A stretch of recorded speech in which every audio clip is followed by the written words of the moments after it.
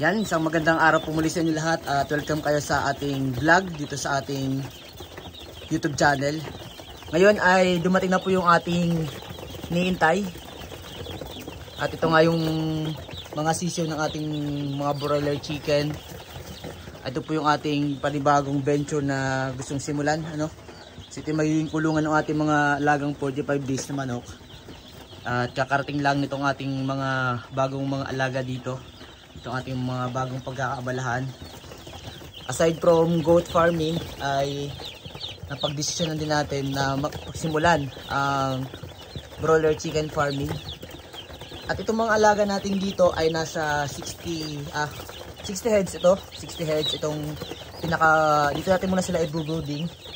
At the same time ay 60 heads din to nandito sa kabila. So total of 120 heads yung ating mga broiler chicken na sisimulan. Ito yung mga broiler chicken na galing sa Magnolia. Hindi na nagkakamali. So ito yung mga sisiw na ito ay class A na mga sisiw. So baguhan pa tayo sa pag-alaga ng mga ganitong uri ng manok, kaya wala pa tayo masyadong ideya.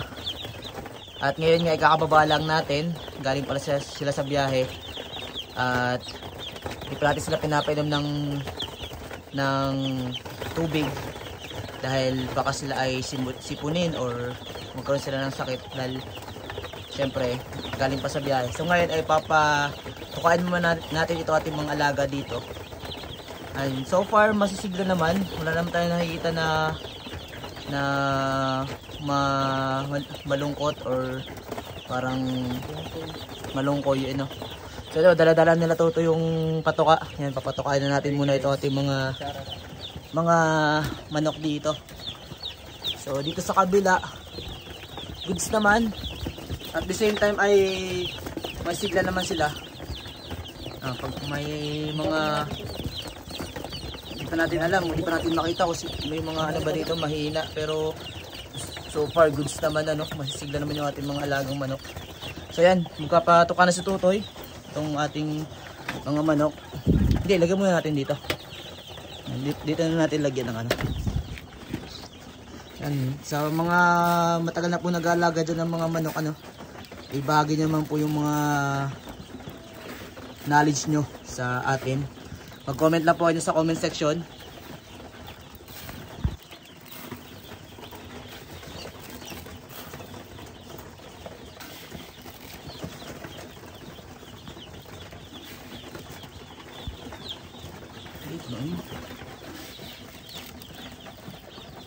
Asa yung isa?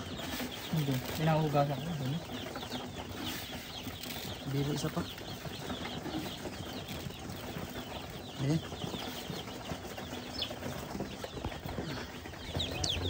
So ngayon ay binigyan na natin ng patuka itong ating mga alaga dito.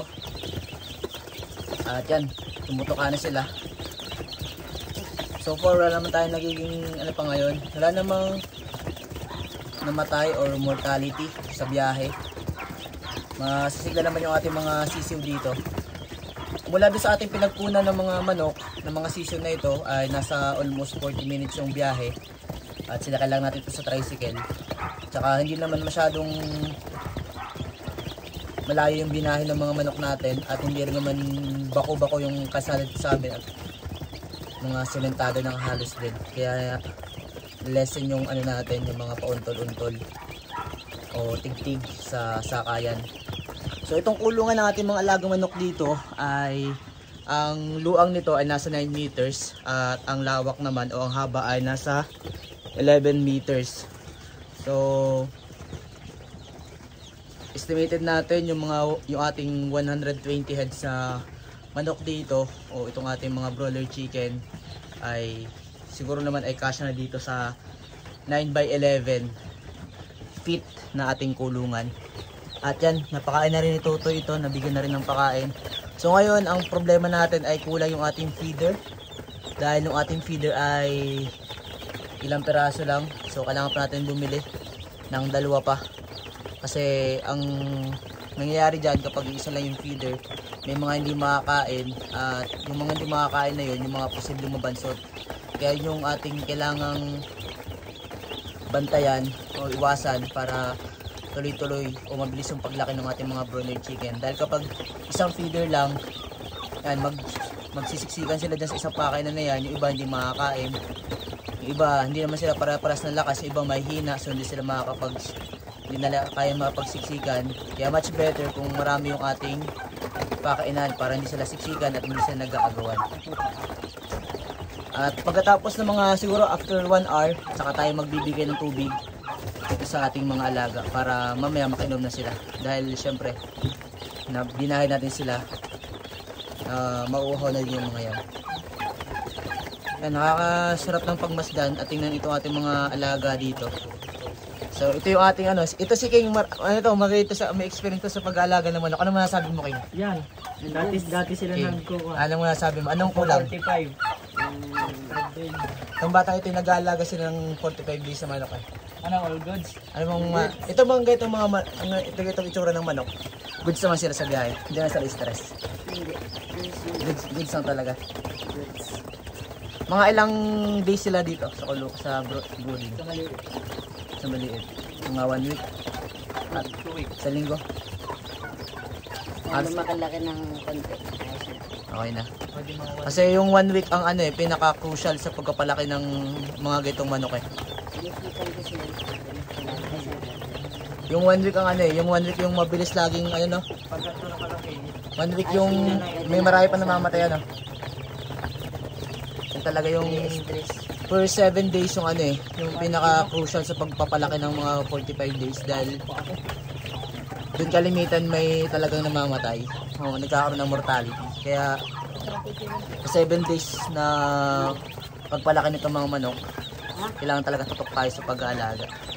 Kahit naman sa uri ng ng negosyo, hindi natin maiwasan, lalo na pag dito sa poultry and livestock, talagang nagkakaroon ng mortality at hindi talaga naiiwasan na magkaroon ng mortality. Tapos araw-araw nagpapayit ng mga papel, dyaryo, araw-araw. Dapat kasi karton. Wala pang karton, ubos yung karton eh. Siguro bukas, karton na lang Lalik dito sa kabila karton nilagay natin. Itong karton, mga ilang araw to? At least 3 days. Ganun. Pwede bukas magkakarton. Kailangan karton na lang natin para hindi masyadong mapunit itong karton. Dahil mabilis nga naman masira kasi pag karton. Kapag hindi karton. So yan, kumaka na yung ating mga alaga dito. So bili na tayo mamaya ng another feeder nila para hindi sila magsiksikan dito sa isang pakainan. Para makakain sila lahat talaga. Naman yung pinaka-purpose natin, yung even yung pagbibigay natin ng pakain sa kanila na hindi sila magsisiksikan, hindi sila magugutom. Kasi yung mga mahihina, hindi talaga yung makipagsiksikan dyan. Kaya sila yung mga mababansot, sila yung mga matagal lumaki o sila yung mababa yung kilo o yung timbang. Yun yung iniiwasan natin na hanggat maaari dapat makain sila lahat. Yan, so yan, ito yung ating mga alaga dito sa kabila. Yun nga talaga kapag hindi karton kita nyo may nabubutas na tinutukan nila yung mga dumi nila, tinutukan nila. So yun yung iniiwasan natin. So itong mga gatong manok naman, baksinado na naman na to. Kaya hindi natin babakunahan pa. All goods yung vaccine nito. Kaya hintayin na lang natin lumaki sila.